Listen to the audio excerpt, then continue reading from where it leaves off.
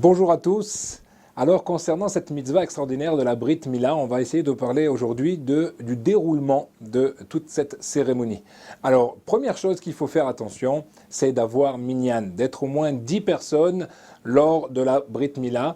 C'est extrêmement important. Pourquoi? Parce que tout simplement, la Brit Mila, c'est d'abord le remerciement à Kadosh Baruch Hu d'avoir eu le privilège de mettre au monde un fils, et donc on doit faire ce remerciement devant au moins 10 personnes. Deuxièmement, c'est un témoignage comme quoi en fait le père va bien effectuer cette première mitzvah qui lui incombe, et donc on va essayer de faire ça devant un maximum de personnes. S'il n'y a pas de possibilité de voir minyan, évidemment, on ne devra pas repousser la Brit Mila, elle devra se faire le 8e jour, mais par contre on pourra repousser l'heure à laquelle elle va se faire si on n'a pas eu le minyan. Qu'est-ce qui est important au niveau de l'heure? Eh bien justement, il faut faire la Brit Mila le plus tôt possible. Plus tôt on fera la Brit Mila, et moins les forces du mal auront d'emprise sur ce bébé. Et donc c'est extrêmement important de le faire le plus tôt possible. Est-ce qu'il vaut mieux le faire plus tôt ou le faire avec plus de monde? Si tôt déjà on a le minyan, eh bien il vaut mieux le faire tôt. Évidemment, il faudra prendre en considération la famille et honorer toute la famille. Mais sachez que plus la Brit Mila se fera tôt, et mieux ce sera. Il y a d'ailleurs une mitzvah de Zrizim Makdimim, et donc c'est pour ça qu'il faut le faire et le devancer. Et cette mitzvah-là de Zrizim peut aller jusqu'à Chatzot de la moitié de la journée. Après cela, on aura perdu cette mitzvah de Zrizim, d'être empressé pour la mitzvah, ce qui serait fort dommage puisque c'est une mitzvah extrêmement importante. Donc, faites attention le plus tôt possible avec le minyan, et ensuite de voir maintenant si on pourra respecter et avoir la famille avec soi, c'est aussi extrêmement important. Ensuite, où va se faire la Brit Mila? Alors, numéro 1, le mieux, étant donné que la Brit Mila, c'est comme si on faisait un korban, comme un sacrifice, et donc on doit le faire ça au Bet Amikdash. Le Bet Amikdash Katan, en petit, en miniature, c'est quoi? C'est le Bet Knesset. Donc, le mieux, évidemment, est de faire la Brit Mila dans un Bet Knesset, dans une synagogue. Si on n'a pas cette possibilité, alors on fera cela dans une salle de réception.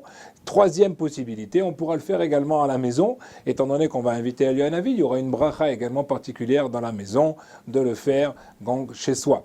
Voilà, ça c'est au niveau de l'ordre. Il est un bon minhag également d'allumer des bougies pendant la cérémonie, comme on avait vu au niveau du Brit Yitzhak, c'est quelque chose d'extrêmement positif. Ensuite, c'est une notion aussi de joie d'avoir cette lumière avec soi. Le minhag également est de porter le talit. Qui doit porter le talit? Le père du bébé et également le sandak. Ils mettent le talit. Si on a fait la Brit Mila tout de suite après la prière du matin, comme il est conseillé, à ce moment-là, on gardera également les téphilines. Les 3 personnes, y compris le Moël, garderont également les téphilines. C'est quelque chose de vraiment sain. Et malgré que certains voudraient dire que c'est aussi une hotte, c'est un signe, la Brit Mila c'est un hotte, les autres disent au contraire. Et justement, on essaye d'avoir les 2 signes sur soi, et celui des téphilines et celui de la Brit Mila. Quand on va mettre le bébé, l'étape suivante est importante. D'accord? Alors, qu'est-ce qui va se passer? Ensuite, on va honorer plusieurs personnes. La première, c'est la maman. La maman va amener le bébé. Elle ne devra pas rentrer parmi les hommes. Il est très important de garder un maximum de tsniout pendant cette cérémonie, parce que Eliyahu Hanavi va être véritablement parmi nous. Or, si nous ne nous comportons pas d'après les lois de la pudeur, Eliyahu Hanavi se retire et malheureusement nous perdons toute cette bracha. Donc les femmes et les hommes doivent être extrêmement séparés, c'est très important. On met d'un côté les hommes, d'un côté les femmes, mais pas mélangés. Et à ce moment-là, la maman va présenter le bébé, un homme va venir le prendre et l'amener. On pourra honorer cette première personne. Il est conseillé que ce soit une personne de la famille, donc qui peut le prendre des mains de la maman. Et ça, c'est ce qu'on appelle aussi un gvater, d'accord, en ashkénaze, mais en tout cas, cette personne-là, on lui donne cet honneur. Il y a une autre personne qu'on peut honorer également, c'est de mettre le bébé sur le kissé de Eliyahu Hanavi. Et à ce moment-là, quand on va mettre le bébé, on va dire Zéa kissé chez Eliyahu Hanavi Zachor Letov. Et c'est très important de le dire. Le Zohar nous dit que si on ne le dit pas, eh ben Eliyahu ne vient pas. Donc on est mazmine, on l'invite parmi nous. C'est la raison pour laquelle d'ailleurs, quand on invite Eliyahu Hanavi, tout le monde doit se lever. Voilà pourquoi la Brit Mila, tout le monde doit être debout. C'est une raison également pourquoi le Sandak et le Moël doivent se tremper au mikvé, parce qu'ils vont avoir à côté d'eux l'ange Eliyahu.